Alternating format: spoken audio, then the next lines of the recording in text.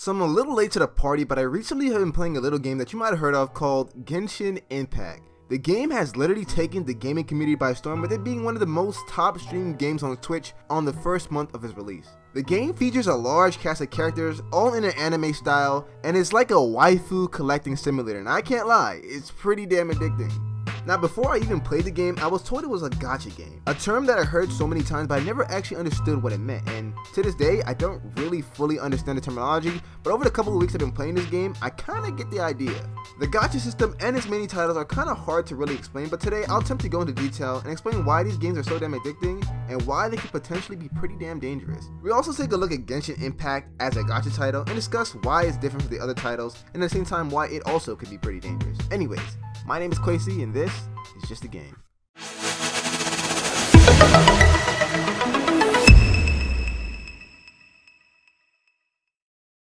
So what is gacha? Or better yet, what is the idea behind it? Well, the term originates from Japan, where they have these little toy dispensers where you insert maybe a quarter and you can get a chance at one of the toys. Well, they took that a bit further and added that concept to their video game. Well, you might be asking the question, isn't that just loot boxes? Well, I thought the same thing.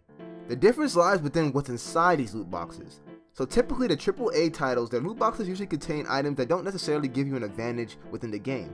Let's look at Overwatch for example. Their items in their loot boxes typically contain skins for characters, sprays, gestures, and emotes. All these items aren't important to the gameplay, but compared to the vanilla skins and the emotes, these items are quite sought after. On the other hand, the concept of putting insane stat changing items and gear within set loot boxes is what the gacha system is all about. Now, I want to mention, gacha isn't the only type of games that go this route. Look no further than the Call of Duty Black Ops 3, where they put stat-changing weapons inside the loot boxes. Or Battlefront 2, where they completely cocked the community with insane loot boxes, and they hid like 50% of the game behind loot boxes. But there is a difference between these scenarios.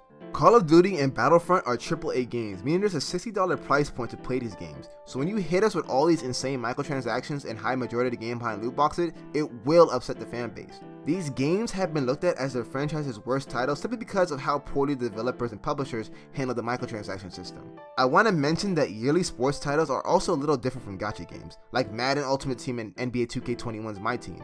They're different because unlike gacha, these games reset every single year, meaning that all the effort you put in the current title will be completely useless in the next title. But that's not the case for gacha games. For many of the gacha developers, they don't typically make another version of the same game, but keep updating and adding onto the current one, meaning you never lose your progress and your stuff is there forever. Where gacha gets a little edge is that a vast majority of these games are free to play, and that's where a lot of the advantages, or in some cases, disadvantages lie. Because the game is free, the notion of monetization almost seems justified. Another factor is that a majority of these games are also mobile titles, or they begin as mobile titles, like Genshin Impact. So typically, gacha games revolve around heroes or champions that help you progress in the game. So the stronger the character, the higher its rarity. So of course, the only way to gain these characters is by spending real world money on said wishes or summons. And here's where they get you. Get it? Okay, let's move on. So these games begin pretty easy and they tend to give you a shit ton of resources, experience, and free wishes, and a variety of other things to help you ease into the system. But then you get hit with the progression hammer, where resources begin to get harder and harder to obtain. They also start dropping a slew of new characters and the enemies tend to get a whole lot stronger. All these factors can push you into buying advantages to help you out, and before you know it, you run your wallet completely dry. On top of the gacha system, remember how I said majority of these games were mobile titles? Well, the mobile systems are also incorporated in these games. Like the infamous energy system where you're given an energy currency that allows you to play for a certain amount of time. And once that time is up, you only got two options. Either wait for it to refill or fork up some cash to instantly get back into the game. With all these factors in play, why do so much people enjoy these games? Why do we see cases like the guy who spent $7,000 on fake Grand Order, or that one dude who spent a couple thousand on Genshin Impact to get a character that he claims sucked later? Well, it's because of the gameplay. These games are pretty damn good. The gameplay is what entices people to spend money.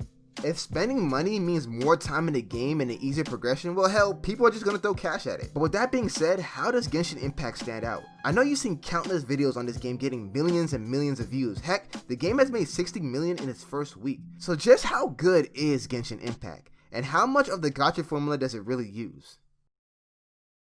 So I've been talking about this game for a good chunk of the video. So what exactly is Genshin Impact? Genshin Impact is an open world RPG originally released for PC and mobile, but then was eventually released for PS4, sorry Xbox. And like I stated earlier, it utilizes the gacha system. It has a large cast of waifus and husbandos if you're into that kind of stuff, and each character has different abilities and skills that can help you out in battle. Each character also has a star indicating how strong they are, and the higher the star, the higher the character's rarity. The game does give you characters for free, and you can attain these characters from doing the story or in-game events, but majority of the good characters that everybody is ruling over can only be obtained from the wish system. And here is where the gacha kicks in. Now you don't necessarily need a 5-star character, but they will help you with your adventure by a lot. Now when you make your account for the first time, I believe the game does give you a guaranteed 5-star, and after that every 90 wishes is another 5-star, and every 10 wishes is a 4-star. Now I need to make it clear, even though I'm saying 4-star and 5-star, these aren't guaranteed characters. You can also get 5-star or 4-star weapons or artifacts. There's other things inside the wishes that you can also pull, so it's not just the characters. So honestly, you're just gambling for waifus at this point. Now I have to stress, you can still have fun with the game with only one 5-star character, and that's what I was doing for the majority of my playtime. Especially if you get lucky and get one of the really good characters like Venti or D-Luke. Now the in-game currency called Primo Gems are scrambled all across the world in chests, and the game throws them at you like it's nothing. Around a couple hours into my gameplay, I already had around 4,000 Primo Gems saved up, and I was able to pull some pretty good characters without spending any money. Unfortunately, I haven't gotten any good weapons, so maybe I'll get lucky later down the line as I save more Primo Gems. Now the gameplay, like I said earlier, it's really fun. And even though you get little to no experience in fighting enemies, I always find myself stopping what I'm doing to go take down a few enemies I see down the path. Now there are 7 elements that each character can have, and depending on how you use them, you can really create some powerful reactions. The game really encourages a dynamic use of your characters, so you want to be constantly switching your characters and utilizing their abilities. The game also gets a lot of comparisons to Breath of the Wild, and that's what everybody's saying, but I honestly think it holds its own.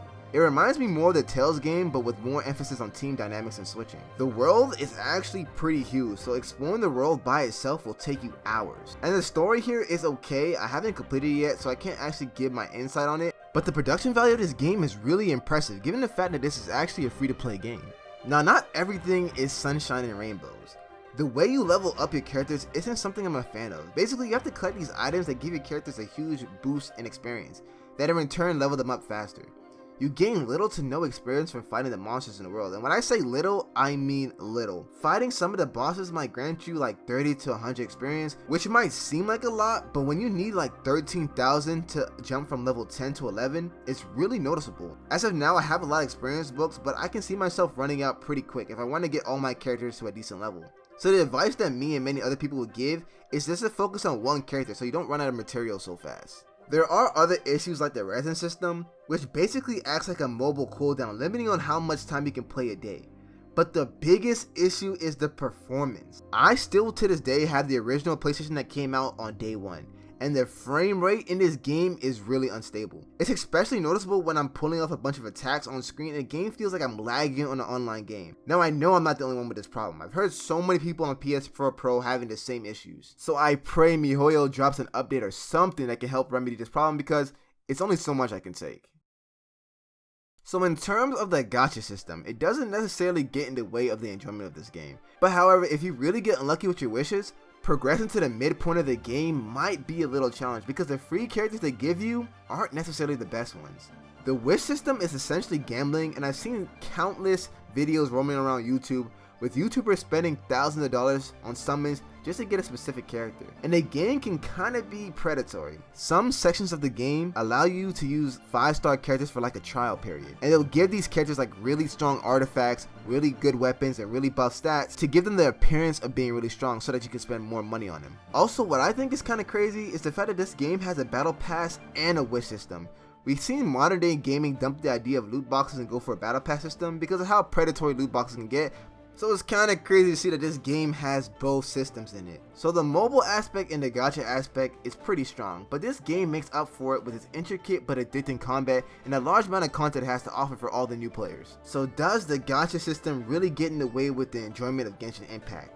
In a way, no. You can still enjoy the game to a certain extent, without spending a dime on the game. The game is beginner friendly and it does give you a bunch of free characters. And we're also getting another free character soon. I think it's like an electric user. I don't have her yet, so I'm not sure how good she is, but we can expect them to do more things like this come down the line. However, if you're one of those extreme players who maxed out everything fairly quickly, you'll find it hard to grind for items because of the resin system. And if you got really unlucky with the free wishes, it might be really tempting to drop some money to get some pretty good characters.